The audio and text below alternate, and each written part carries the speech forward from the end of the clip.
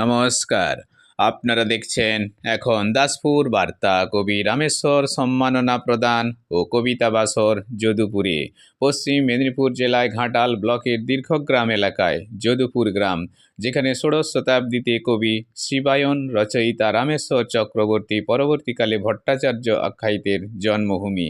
এখানেই 19শে জানুয়ারি রবিবার কবি রামেশ্বর স্মৃতি বন্দনা সমিতির উদ্যোগে হল ঘাটাল মহকুমা শাসক সুমন বিশ্বাস, ঘাটাল মহকুমা সাহিত্য একাডেমির সাধারণ সম্পাদক ও আঞ্চলিক ইতিহাস গবেষক ডক্টর পুলক রায় সহ বিশিষ্ট ব্যক্তিদের কবি রামেশ্বর সম্মাননা প্রদান এবং মনজ্ঞ কবিতা বাসর।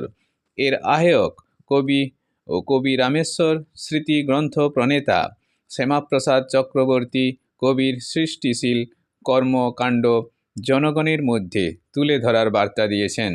তাঁর রচিত শিবায়ন ও সত্যপীরের পাঁচালী ষোড়শ ও সপ্তদশ শতাব্দীর সমাজ জীবনের চালচিত্র সম্পর্কে অবহিত করানোই এই সমিতির মূল লক্ষ্য।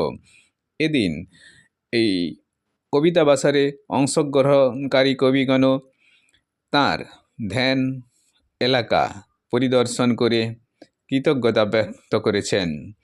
এদিনের সভায় সমাজসেবী পরেশ ভূঁইয়ার পৌরোহিত্যে সভা সঞ্চালনায় ছিলেন শিশু ও পরিবার কল্যাণ দপ্তরের আধিকারিক অরুণাভ মাইতি। ঘাটাল ব্লকের যদুপুর থেকে রিপোর্টে Shyamsundar Dolui. Like and follow with subscribe এখন দাসপুর বার্তা। এই দাসপুর বার্তায় যুক্ত হন, আলোর পথে এগিয়ে চলুন। তো কেন করা হচ্ছে যাতে কেউ বাচ্চারা না অংশ ঠিকই আছে। আমাদের সংস্কার ধর্ম এভাবে সামনে। হ্যাঁ স্যার একটু উঠবেন তো।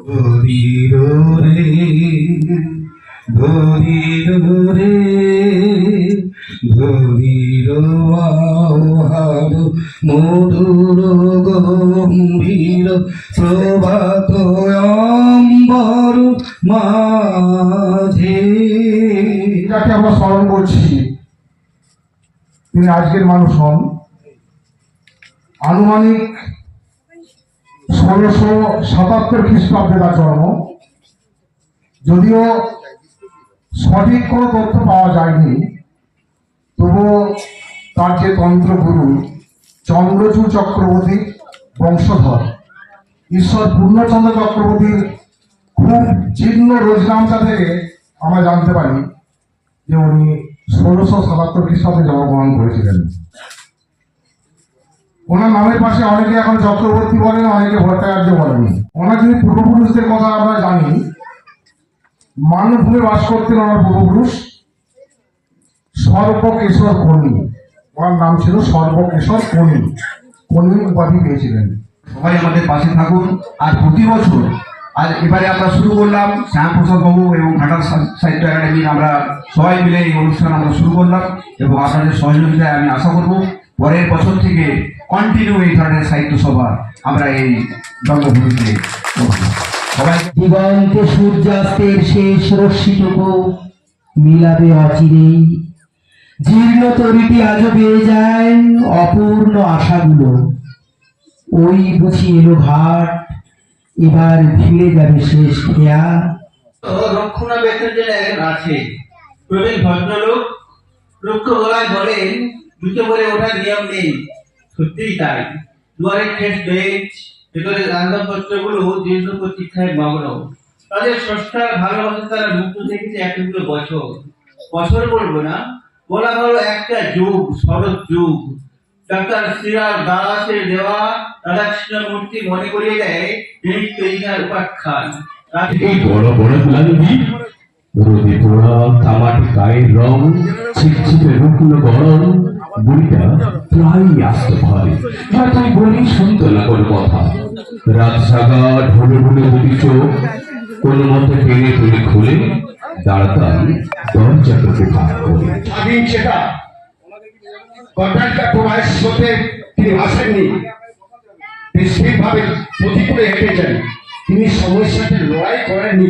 সময় উষর বালুকায় আমরা যারা স্বরলিপির বাঁকে বেঁধে রাখি অমৃতের সুর, আমরা যারা অদ্রির জানু চিরে গড়ে তুলি সভ্যতার চিত্রলিপি, সময়ের বিমানান চোরা স্রোতে হয়ে গেছি ক্রমেই প্রাত্যকাল কেটে। মুহূর্তে জন্মালাম, ঠিক তখন থেকেই মৃত্যুর সঙ্গে লড়াই চলছে। বারবার আস্ফালন করে মৃত্যু ভেবেছিল সেই জিতবে, আমি হারব। মূর্খ জানে না আমি মৃত্যুঞ্জয়, কিং মূর্খ শূন্য আত্মার দেহাতীতং কারৌশিভ। আমি এই দেহটা নই, আমি সেই শাশ্বত সত্তা। বস্ত্র পরিধান, বিনা হস্তে সুশোভিত, শ্বেত কমলা সংস্থিত, সেই দেবীর করি যে বন্দনা। ব্রহ্মা বিষ্ণু মহেশাদি দেবগণ করে স্তুতি, ভগবতী দেবী সরস্বতী দেহজ্যোতি পুঞ্জীভূত, কর শরদিন্দু পরাজিত, বিশ্ব ব্রহ্মাণ্ডের তব স্থিতি। উঠে ডাকি সোনার মিষ্টি গান, ঘুম ভাঙায় যে সুরের দোলার জুড়িয়ে দেয় প্রাণ। কদম গাছে বসে থাকে আলতো দেখা পাতার ফাঁকে, ছড়ায় মধুর সুর, বাতাস বেয়ে যায় সে ভেসে অনেক অনেক দূর। ধার্মিক যায় যে চেনা, পুণ্যটা কি গাছে ফলে, অর্থ দিয়ে যায় কি কেনা। আমরা যে মান যশের কাঙাল, আসল সাধক হলো তারা, নিজের জীবন তুচ্ছ করে মানব সেবায় মগ্ন যারা। নমস্কার। নিজের প্রিয় ভাষা, ঝিনুক ঝিনুক মুক্ত দিলাম, মুঠো ভরে যোজনা, জল ভরা মেঘ আরতি দিলাম, বকুল জুথির বন্দনা। গধূলি আলো ঈশান কোনটা উঠল বুঝি ভরে, চিকন চিকন ছন্দে বাতাস বইছে।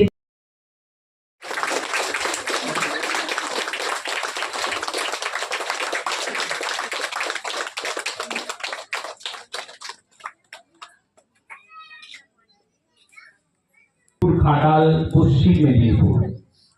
মধ্যযুগের খ্যাতনামা কবি রামেশ্বর চক্রবর্তী স্মৃতি সম্বর্ধনা সভা ও কবিতা বাসর। শ্রদ্ধা ভাজন শ্রী সুমন বিশ্বাস, মহকুমা শাসক, ঘাটাল।